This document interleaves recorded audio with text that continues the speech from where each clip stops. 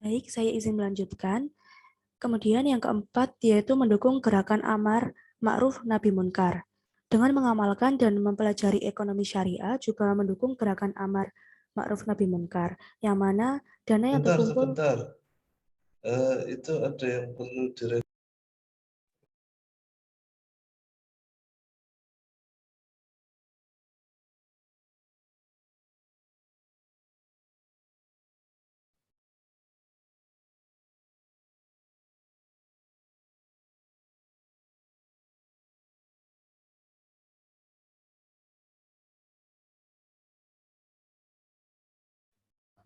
Baik Pak. Yang keempat yaitu mendukung gerakan amar ma'ruf nahi munkar. Dengan mengamalkan dan mempelajari ekonomi syariah juga mendukung gerakan amar ma'ruf nahi munkar, yang mana dana yang terkumpul pada lembaga keuangan syariah tentunya hanya boleh digunakan untuk kebaikan dan proyek yang menggunakan dana ini harus bersifat halal. Dengan begitu, mampu mendongkrak perkembangan ekonomi Islam. Selanjutnya, yang kelima yaitu belajar ekonomi syariah untuk memperkuat pengamanan sosial. Dengan mempelajari ekonomi syariah, diharapkan akan mampu menjadikan generasi yang unggul dalam pengamanan sosial, seperti dalam hal mengenai dana-dana syariah yang bersumber dari zakat, sedekah, dan infak. Dengan adanya dana ini harus dimanfaatkan dengan bijak untuk rakyat yang memang membutuhkan. Next.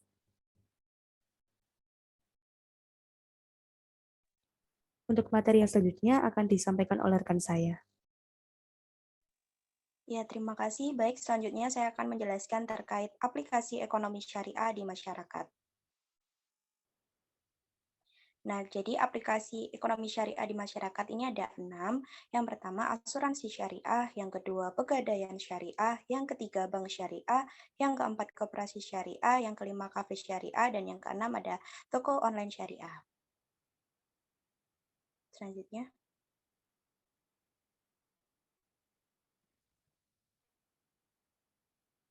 Nah, yang pertama yaitu ada asuransi syariah.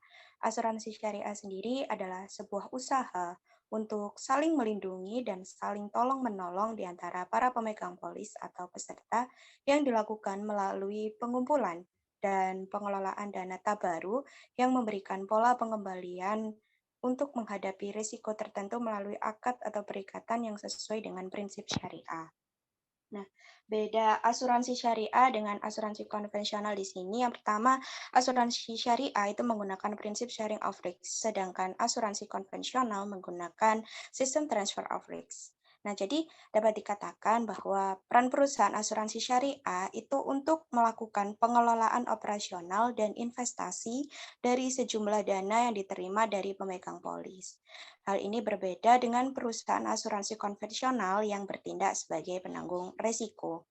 Nah, akad yang digunakan dalam asuransi syariah sendiri menggunakan prinsip tolong-menolong antar sesama pemegang polis dan perwakilan atau kerjasama pemegang polis dengan perusahaan asuransi syariah. Sedangkan akad yang digunakan oleh asuransi konvensional itu berdasarkan prinsip pertukaran atau jual beli. Nah, untuk contoh perusahaan asuransi syariah di Indonesia ini ada Prudential Syariah, asuransi syariah Sun Life, dan asuransi Allianz Syariah. Yang kedua yaitu ada pegadaian syariah. Jadi pegadaian ini selain ada pegadaian konvensional juga ada pegadaian syariah. Pegadaian syariah merupakan pegadaian yang sistem operasionalnya itu berdasarkan syariah atau hukum Islam yang sasaran utamanya adalah menjaga kemaslahatan umat. Nah, pegadaian syariah atau dikenal dengan istilah RAN dalam pengoperasiannya itu menggunakan metode fee-based income atau mudharabah yaitu bagi hasil. Yang ketiga yaitu ada perbankan syariah. Nah, bank syariah sendiri merupakan bank yang menjalankan kegiatan usaha berdasarkan prinsip syariah atau prinsip hukum Islam yang diatur dalam Fatwa Majelis Ulama Indonesia atau MUI, seperti prinsip keadilan dan keseimbangan, adil wa tawazun, kemaslahatan atau maslahah, universalisme atau alamiah, serta tidak mengandung gharar, masyrir, riba, zalim, dan objek yang haram. Nah, pada bank syariah, keuntungan itu dibagi berdasarkan nisbah atau bagi hasil yang disepakati setiap bulannya. Bagi hasilnya itu sendiri dihitung dari pendapatan bank atau revenue. Untuk contoh bank syariah di Indonesia, yaitu ada Bank Muamalat, Bank Syariah Mandiri, dan BRI Syariah. Selanjutnya.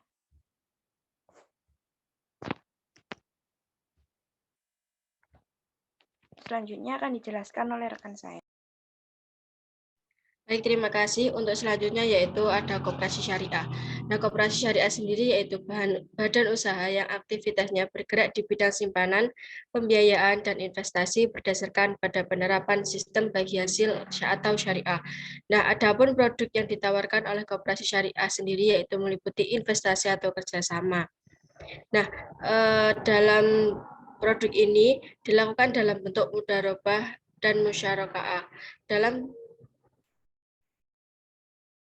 Dalam penyaluran dana koperasi syariah berlaku sebagai pemilik dana atau sahibul mal, sedangkan pengguna dana adalah pengusaha atau mudharib. Yang kedua, jual beli atau al-bai. Pada pembiayaan jual beli dalam UJKS pada koperasi syariah memiliki beragam jenis. Yang pertama, jual beli secara tangguh antara penjual dan pembeli, di mana kesepakatan harga si penjual menyatakan harga belinya dan si pembeli mengetahui keuntungan penjual.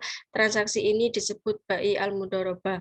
Yang kedua, jual beli secara paralel yang dilakukan oleh tiga pihak. Jika koperasi membayarnya di muka atau disebut bai salam.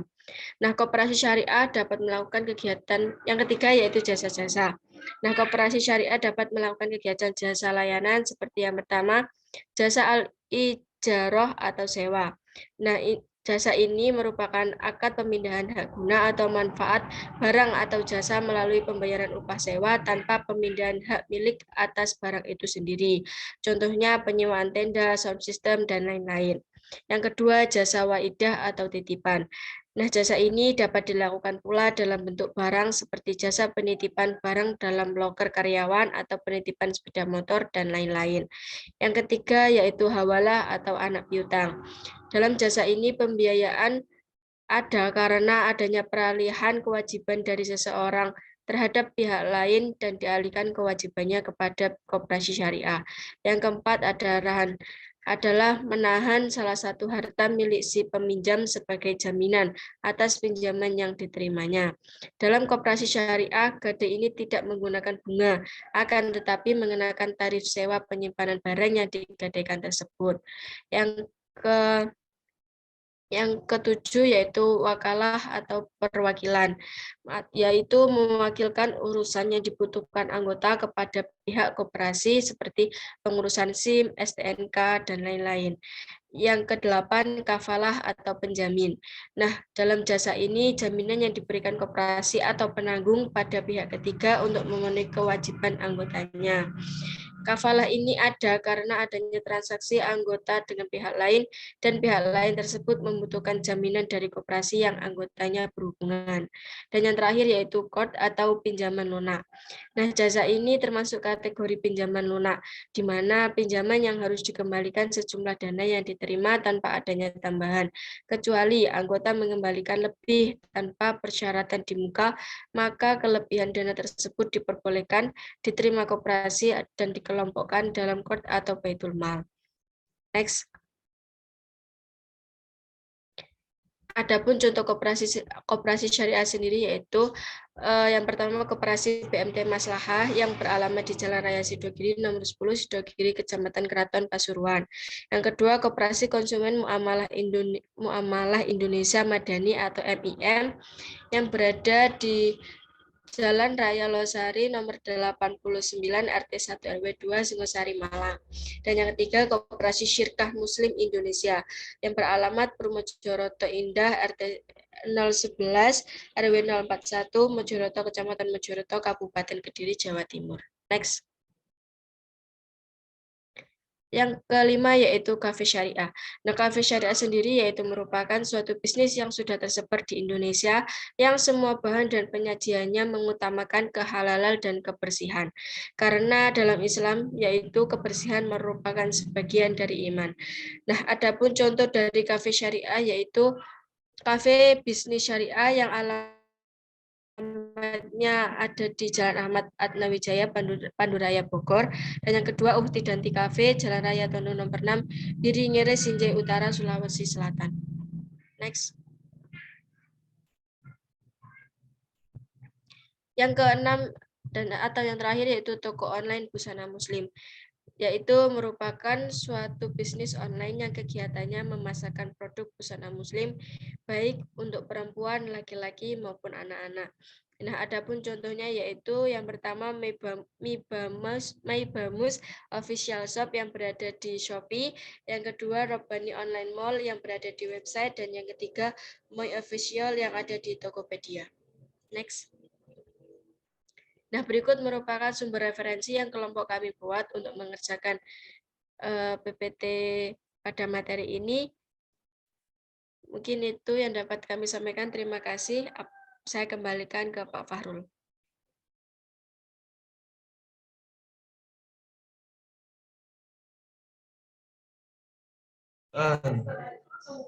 Untuk presenter ya, biasanya ada moderatornya ini ya. Nggih, Bapak. Baik, terima kasih untuk presentasi dari kelompok 1. Saya buka sesi pertanyaan. Apabila ada dari teman-teman yang kurang jelas bisa ditanyakan ke kelompok 1. Silakan bagi yang ingin bertanya bisa raise hand terlebih dahulu.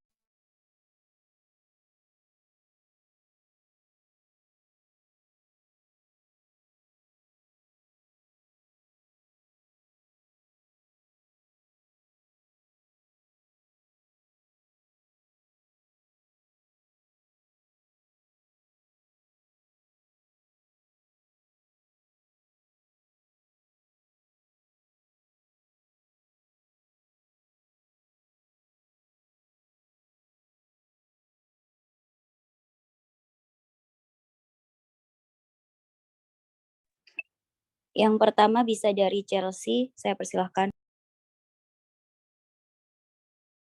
Ya, baik. Terima kasih atas waktu dan kesempatannya, moderator. Izin bertanya. Tadi di PPT telah dijelaskan salah satu aplikasi dari ekonomi syariah di masyarakat itu kan ada Pegadaian Syariah. Yang membedakannya dengan pegadaian konvensional adalah di Pegadaian Syariah ini ada mekanisme sistem mudharabah.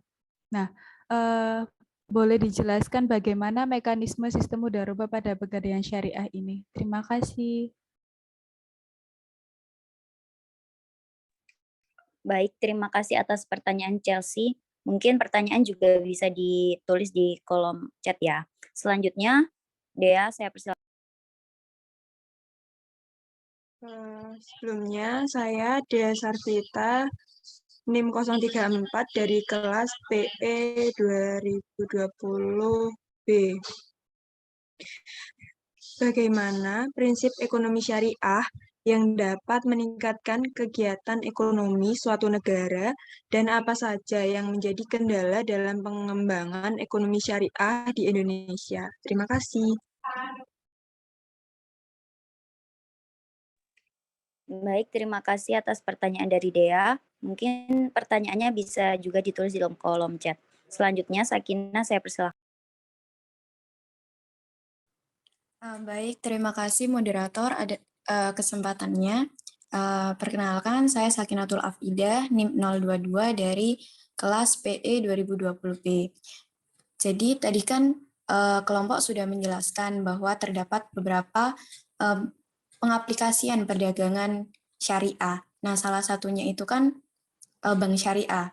Nah, yang kita ketahui itu masih banyak orang Islam itu masih menggunakan bank konvensional karena jika dilihat dari pendapatan bunga itu kan lebih besar ya. Nah, bagaimana menurut kelompok Anda mengenai fenomena tersebut? Nah, bagaimana caranya supaya orang-orang itu, terutama orang Islam ya, supaya lebih tertarik untuk menyimpan uangnya atau melakukan transaksi menggunakan bank syariah daripada bank konvensional. Begitu. Terima kasih.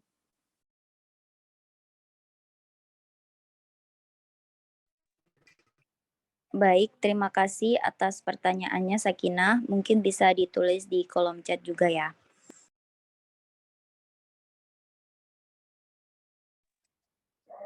Mungkin pertanyaan terakhir bisa dari Excelina, saya persilahkan.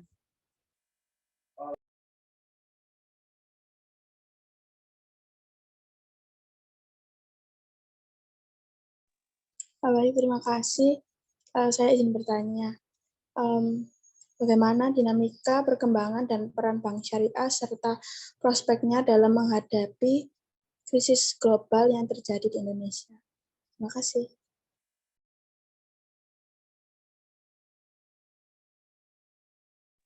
Baik, terima kasih atas pertanyaannya.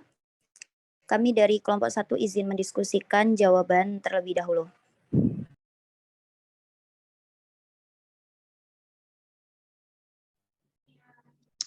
Oke, ya, silakan didiskusikan dulu ya. Sambil menunggu kelompok untuk mendiskusikan jawabannya, saya ada slide untuk ditampilkan ya.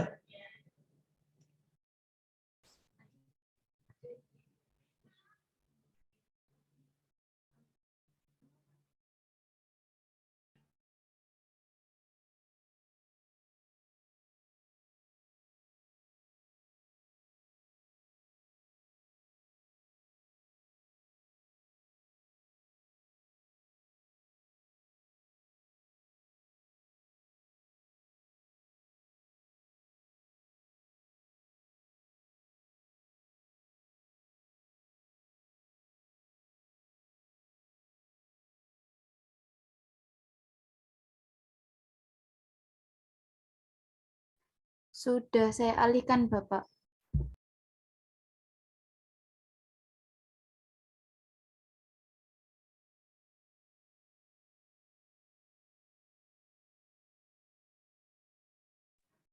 Ya, sebentar.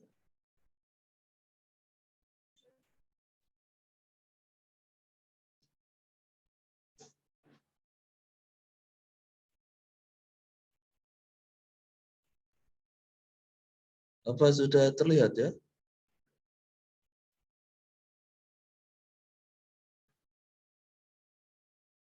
Sudah terlihat? Iya, sudah, Bapak. Sudah, Pak. Ya, oke. Jadi pada intinya hari ini kita akan membahas tentang hakikat manusia, kan begitu ya. Hakikat manusia di dalam perspektif syariah ya. Tadi ada beberapa kata yang saya tulis ulang ya. Saya tulis ulang di kolom chat tadi. Itu masalahnya begini ya, kalau bahasa Arab itu salah nempatin komanya itu artinya sudah bisa berbeda ya. Jadi apalagi memang banyak kata-kata dalam bahasa Indonesia itu yang serapan dari bahasa Arab gitu ya. Sehingga memang harus agak hati-hati ya, terutama kalau tidak paham bahasa aslinya, kan gitu ya. Kayak tadi baik itu bai'un, itu pakai ain, jadi komanya di ujung, di belakang. Atau inilah misalkan Jumat, Jumat itu kan ain ya, ainnya setelah mem, kan begitu ya. Jumu'ah, komanya sebelum ya. Kesulitannya di situ. Kalau mau aman ya Jumat gitu aja, kadang-kadang begitu ya. Oke, jadi tadi sudah cukup banyak ya yang dijelaskan sama temanmu secara umum, konsep manusia ya, bahwa kita adalah khalifah, kan begitu ya, dianugerahi bumi seisinya untuk dimakmurkan, gitu ya. Dan kita adalah makhluk yang paling tinggi gitu ya. Sampai bikin apa namanya, jin aja ngiri kan begitu ya.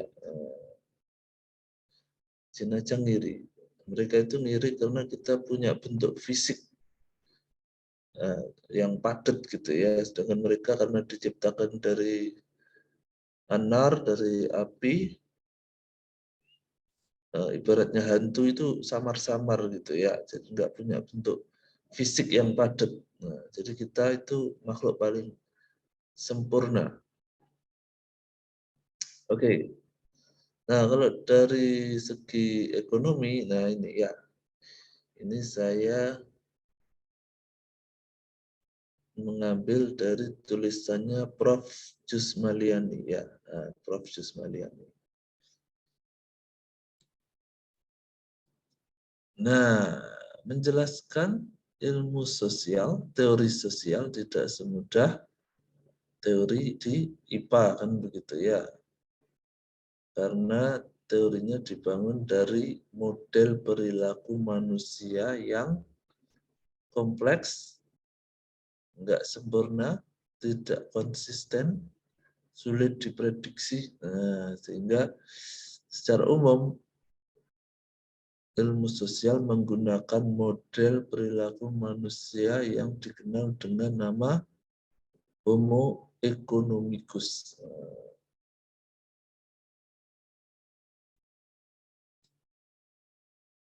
Definisinya,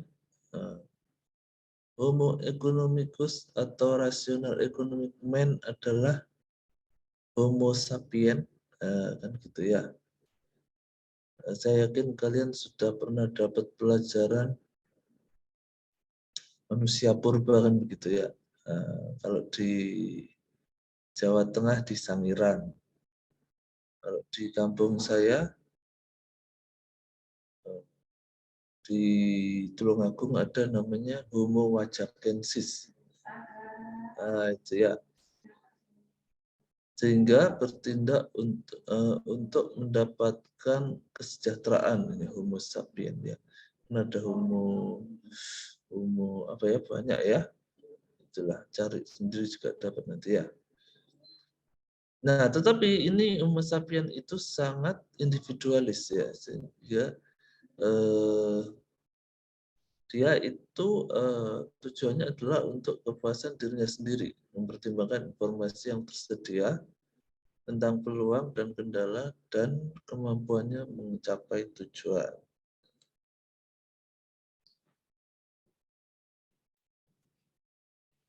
Asumsinya adalah manusia sebagai Homo economicus sangat rasional dan dia self-interest, mementingkan dirinya sendiri, memiliki informasi lengkap untuk menentukan choice atau pilihan. Berdasarkan asumsi inilah teori ekonomi dibangun. Jadi kalau dia seorang konsumen, maka ia akan memaksimalkan utilitas atau kepuasannya. Kalau dia produsen, dia akan memaksimalkan profit. Kalau politikus akan memaksimalkan kekuasaannya. Power tends to corrupt, absolute power corrupt absolutely. Nah, artinya apa? Nanti cari sendiri ya. Kritik terhadap Homo economicus. Yang beranggapan model ini tidak akurat, secara empiris juga tidak etis. Seperti Keynes, Herbert Simon mengkritik model rational man bahwa informasi yang sempurna itu tidak ada. Nah, artinya semua aktivitas ekonomi pasti ada risknya, ada resikonya. Setiap keputusan ekonomi dibuat dalam kondisi uncertainty dan rasionalitasnya terbatas atau bounded. Ada 3 sifat mendasar Homo economicus yang dapat langsung dikritik tanpa mengkaji teori. Nah, yang pertama, mementingkan diri sendiri. Nah, kenyataannya kadang-kadang beda sama asumsi ini. Misalkan Homo economicus yang sejati itu tidak akan mau memberi sedekah karena tidak menguntungkan secara logika, begitu ya. Biasanya orang memberi sedekah itu karena dia punya belief, ada keyakinan, ada faith, adanya akhirat, kan begitu ya. Model ini juga gagal menjelaskan kenapa manusia bersedia mati sebagai pahlawan, mau mengorbankan diri untuk orang lain. Nah, padahal kalau Homo economicus sejati ya yang penting dirinya sendiri, kan begitu ya. Mengapa ada yang mau bekerja sebagai relawan padahal nggak digaji? Atau bagaimana seorang mendapatkan kepuasan hanya dari menikmati keindahan alam? Kebalikannya, banyak pula perilaku merusak diri sendiri. Perilaku merusak diri sendiri. Misalkan kecanduan, obat bius, atau bunuh diri, gitu ya. Nah, padahal itu kan bertentangan sama teori Homo economicus. Kan tujuannya adalah untuk memuaskan dirinya sendiri. Kenapa malah ada yang sebaliknya? Kan begitu ya. Oke. Sifat mendasar yang kedua adalah rasional.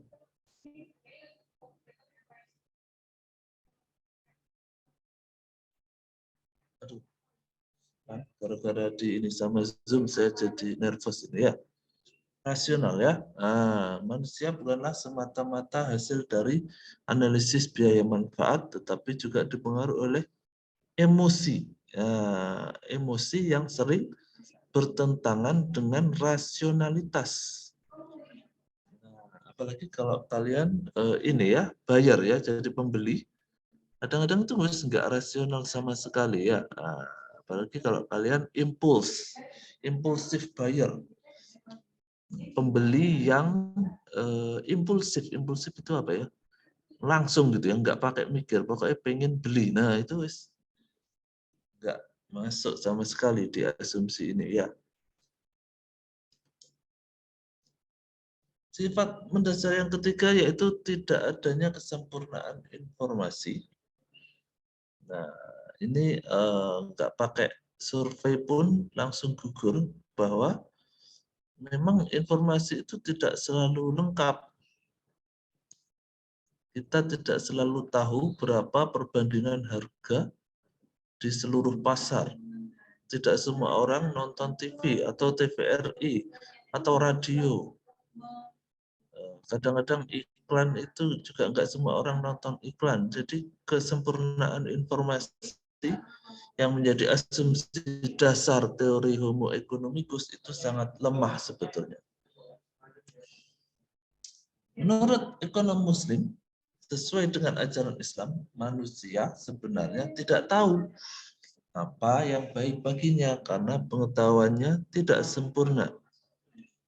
Hanya Tuhan yang memiliki pengetahuan yang sempurna. Oleh karena itu kita diajarkan untuk berdoa. Apa yang menurut Tuhan terbaik bagi kita. Kalau orang Islam, sholat istikharah kan begitu ya. Satu lagi tambahannya bahwa utilitas individu tergantung dari utilitas individu lainnya. Ekonomi konvensional gagal memasukkan ketergantungan dalam modelnya. Oke. Jadi tidak masing-masing hidup itu berjamaah begitu ya. Jadi hidup itu saling memuaskan, saling bermanfaat. Kalau dalam Islam disebut kata Nabi itu khairun nas anfa'uhum linnas, kan begitu ya. Sebaik-baik manusia yang paling bermanfaat bagi manusia yang lainnya. 3 alasan kenapa model Homo economicus masih dipakai juga, walaupun banyak kelemahannya ya. Yang pertama, menjadikan analisis ekonomi menjadi lebih sederhana. Karena dalam dunia nyata, memprediksi perilaku manusia secara akurat itu sangat sulit. Yang kedua, penyederhanaan ini memungkinkan ekonom membuat disiplin ilmu ekonomi itu lebih matematis. Jika manusia rasional maximizer, maka menjelaskan preferensinya secara numerik itu lebih mudah, ya, lebih mudah secara matematis. Ya. Yang ketiga, dengan adanya asumsi awal Homo economicus ini, para ekonom dapat memperoleh hasil yang memperkuat praduga mereka.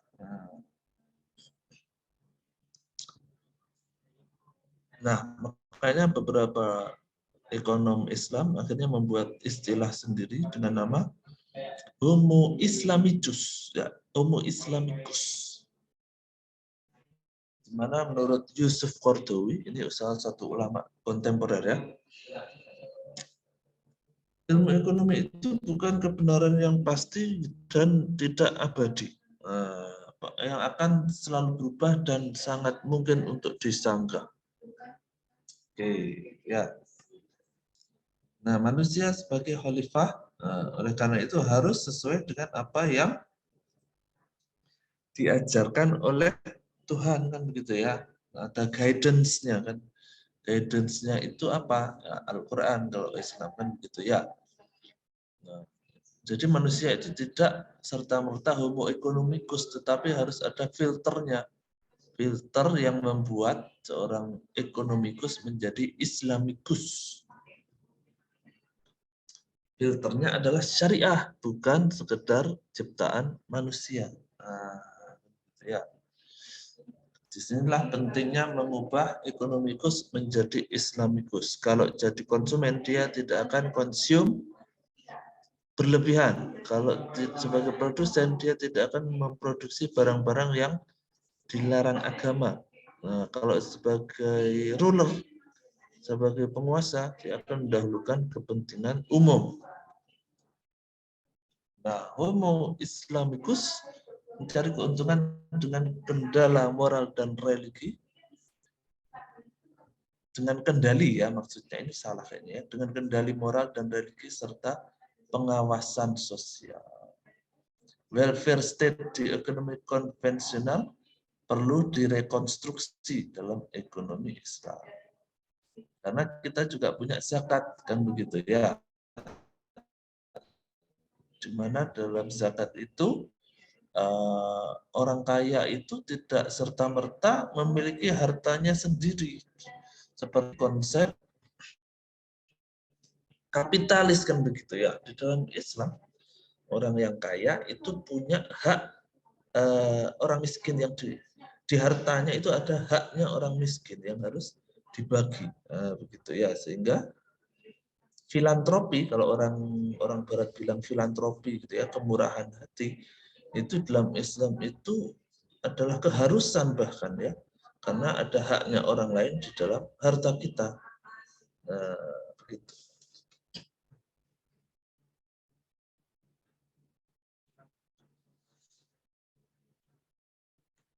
Sudah habis ya? Sebentar.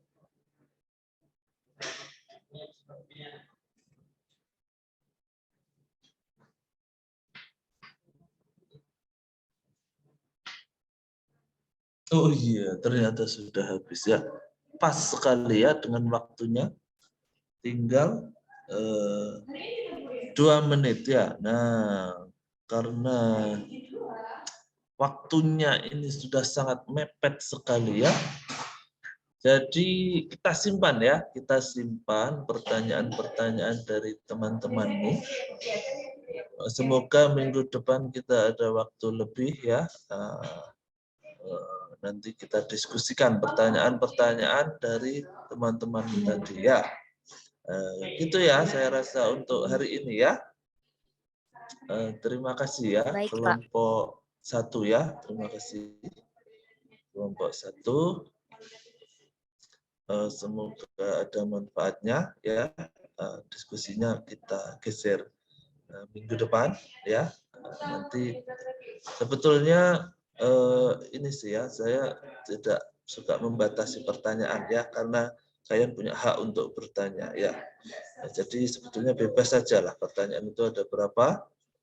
Toh nanti kita kan diskusi lagi ya.